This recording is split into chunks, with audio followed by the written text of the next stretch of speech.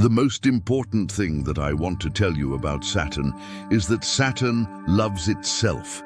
Saturn is the only planet in the solar system that is not named after a deity, a male deity. But it is the only one that has a name that is also the name of a female deity. And this is very significant because it tells us something very important about Saturn. It loves itself. And in order to understand why Saturn loves itself, we need to look at what happens when Saturn enters a sign. So let's say Saturn enters Aries. Now, the first thing that Saturn will do is it will create some sort of problem for Aries. It will create some sort of restriction. It will create some sort of challenge. And this is because Saturn is a planet of restriction. It's a planet of limitations. It's a planet of discipline. But through this, it actually helps Aries to grow. You see, all the other planets in the solar system are not like this. All the other planets in the solar system actually go to the different signs, and they bless that sign. They give something to that sign.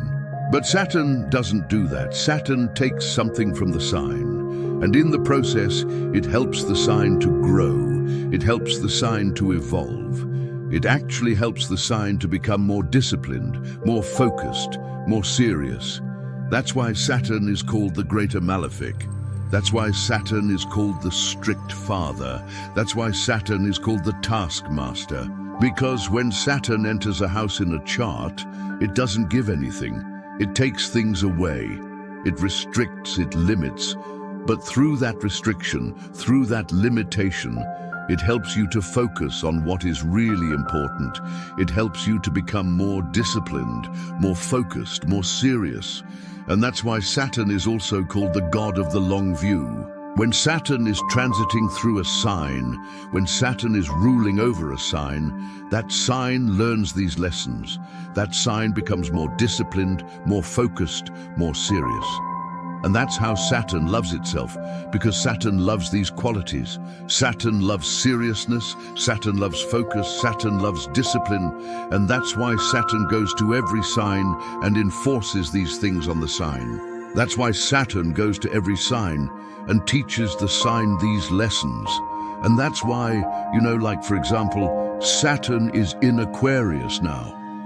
Aquarius is a sign that is all about freedom, that is all about rebellion, that is all about being unconventional, that is all about breaking the rules.